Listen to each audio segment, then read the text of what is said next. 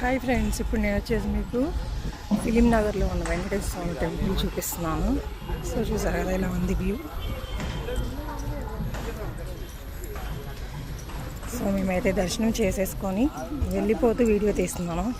So ఇక్కడంతా ఇలా ఉందన్నమాట. సో చూసారు కదా భూమిక టీవీ, భక్తి టీవీ వాళ్ళ ఆఫీస్.